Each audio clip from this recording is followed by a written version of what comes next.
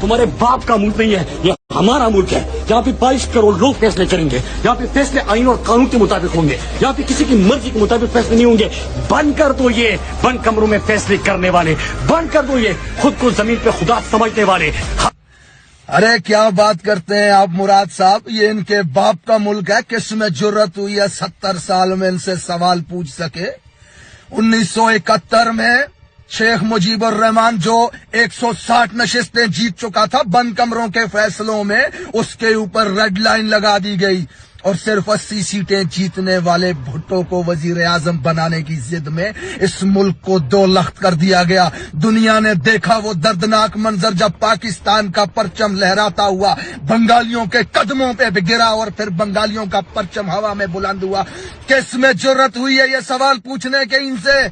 अरे बंद कमरों के फैसले ही तो हैं। आज 70 साल गुजर चुके हैं इस मुल्क में, आज भी हम 10 अरब की भीख मांगने दुनिया के सामने मुंह ठिठाते फिर रहे हैं। हमारे पड़ोस में एक शख्स 150 अरब डॉलर का मालिक बन चुका हुआ है, जबकि हम 22 करोड़ के लिए 10 अरब डॉलर की भीख लाते हुए लोगों को इसे सफारती कामयाबी कहते हैं। ये बंद कमरों के फैसले ही तो थे जो हमारे ऊपर मुसल्लत किए गए। ये इनके बाप का मुल्क था। ये डराओ नौजवानों, मैं सुनाता हूं तुम्हें 1996 का वो वाकया जब 2 बहनों ने ये ऐलान किया था कि हमारे खानदान के, हमारे शोहर, हमारे भाइयों के 9 अफराद के कातिल मेजर अरशद जमील की सजाए मौत को रोका गया तो हम अदालत के सामने खुद को आग लगा देंगे।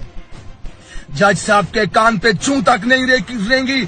जस्टिस ऑफ सुप्रीम कोर्ट ने सजाए मौत को रोका और फिर पाकिस्तान की फिजा ने वो दर्दनाक मंजर देखा जब 2 बहनों ने खुद को आग लगाई, झुलस के मर गई उस आग में और उनके जिस्मों से उठता हुआ धुआं अदालत के अंदर जाके कमरे में जज के मुंह पे चपेड़े मार रहा था कि खुदा ने तुम्हें इस मुल्क में सबसे मुअज्जज और इज्जतदार और सबसे ताकतवर ओहदा दिया है, फिर किसके बूट की ताकत के नीचे लेटे हुए उसके मुंह को देख करके तुम फैसले करते हो इस मुल्क में। अरे अपने खानदान के 9 मकतूलों को इंसाफ देने के लिए 2 जवान बहनों को खुद को आग लगानी पड़ी। किस में जुर्रत है इनसे सवाल पूछने की? वो मेजर अरशद जमील जिसने फौजी दस्ते के साथ मई जिंदों की जमीन पे कब्जा करने के लिए उसके 9 अफराद को घर से उठा के दरिया सिंध के किनारे पे ले जाकर के गोलियां मारी और अगले दिन GHQ से ये बयान जारी हुआ कि राह के दहशतगर्दों को मार दिया गया। वजीर आजम और आर्मी चीफ ने यूनिट को जाकर के इनाम दिए। ये तो बाद में सहाफियों की तहकीकात से पता चला कि मेजर अरशद जमील वडेरे के साथ मिलकर मई जिंदों की जमीन पे कब्जा करने के लिए उसके घर के अफराद को अगवा करके के जाके कत्ल करता है। अरे कौन है इस मुल्क में इनसे सवाल पूछने वाला? आज 80,000 लोग मरवा दिए दहशतगर्दी में, ड्रोन हमलों में, बम धमाकों में, गोलियों में। किसने पूछा आज तक इनसे सवाल? आज जिस कब्रिस्तान में जाएं आप, वहां पे 50 कब्रों के ऊपर पाकिस्तान का झंडा लहराता हुआ आपको नजर आएगा। मर रहे हैं फौजी रोज दहशतगर्दी में। आज तक एक इंच जमीन पे हमने कब्जा नहीं किया, किसी मुल्क में जाके बमबारी नहीं की, किसी के साथ हालत जंग में नहीं है हम, फिर भी हमारे लोग दहशतगर्दी में मर रहे हैं। किस में जरूरत है सवाल पूछने की इनसे? ये बंद कमरों के फैसले हैं जो इंसानी जानों का सौदा करते हैं, जो जमीरों का सौदा करते हैं, जो हमारे पैसों का सौदा करते हैं। अरे हमारे जिस्मों से, हड्डियों से गोश्त तक नोच कर खा चुके हैं, जो उनको हमारे ऊपर मुसल्लत कर दिया गया है, जिनकी करप्शन की दास्तानें कंधार से वाशिंगटन तक फैली हुई हैं, जो लूट के खा गए हैं इस मुल्क में, जिनके नौकरों के अकाउंटों से अरबों रुपया मिलता है, जिनके गुलामों के अकाउंट से अरबों रुपया मिलता है। इवन फील्ड में खरबों की जायदाद के मालिक, 1.8 बिलियन का मालिक वो जरदारी और उसका लौंडा, 1.6 बिलियन का मालिक ये नवाज शरीफ और उसकी लौंडिया हमारे ऊपर मुसल्लत किए गए। अवाम का हर दुश्मन जेलों से निकाल के, अदालतों से निकाल के अवाम के ऊपर हुक्मरान बना दिया गया है। किसके फैसले हैं ये? कौन जा सकता है इनके खिलाफ? आज 22 करोड़ अवाम अगर इमरान खान को मोहसिन समझती है, अगर उन्हें लगता है कि यह शख्स हमें भूख से निकाल सकता है, उन्हें लगता है कि यह शख्स हमें गुर्बत से निकाल सकता है, उन्हें लगता है कि यह शख्स हमें बैनुल अक़वामी दुनिया में इज्जत दिला सकता है, उन्हें लगता है कि यह शख्स हमें गुलामी से आजाद करवा सकता है, तो करने दो अवाम को अपनी मर्जी का फैसला। मत करो हमारे ऊपर मुसल्लत अपने फैसलों को।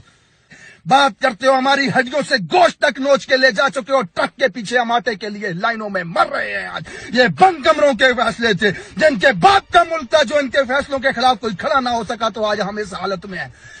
जो जुर्रत आज मुराद सईद कर रहा है, वो जुर्रत इस मुल्क के 22 करोड़ आवाम को करनी पड़ेगी। सवाल पूछना पड़ेगा, अपने हक के लिए खड़ा होना पड़ेगा। आजादी ऐसे प्लेट में रख करके नहीं मिलती। डर को छोड़ो, खौफ को छोड़ो। میرے سے زیادہ محب وطن کون ہے؟ مجھ سے زیادہ اپنی کوچ سے محبت کرنے والا کون ہے؟ ارے کفن میں لپٹی لاش جب گھر پہ آتی ہے تو آنسو بہاتے ہوئے یہ کہتے ہو فخر ہے ہمارا بیٹا شہید ہوا، وطن پہ ہونا چاہیے فخر، لیکن یہ سوال پوچھا کرو کس نے ہمارے بیٹے کو مارا؟ کس جنگ میں ہمارا بیٹا شہید ہوا؟ کہاں ہے ہمارے بیٹے کو مارنے والا؟ کب ختم ہوگی یہ دہشت گردی؟ کب بند ہوں گے ہمارے بیٹے مرنے؟ یہ سوال پوچھنے کی جرت پیدا کرو اپنے اوپر۔ بند کمروں کے فیصلوں نے آج ملک کو اس حال میں لا دیا کہ اس ملک کا جج، ریسپیکٹڈ جج جس کو رب نے وہ عہدہ دیا ہے، کہ قیامت کے دن سب سے زیادہ سوال تم سے پوچھا جائے گا جج صاحبان، کس کی فونوں کے اوپر فیصلے کرتے ہو تم اس ملک کے اندر؟ اگر اس ملک کے نظام کو بدلنا چاہتے ہو، اپنے آنے والی نسلوں کے مستقبل کو بدلنا چاہتے ہو، تو کھڑے ہو کر کے سوال پوچھو گے۔ بند کمروں میں کیے گئے فیصلوں کو مسترد کرو، اپنے فیصلے خود کرو اس ملک کے اندر۔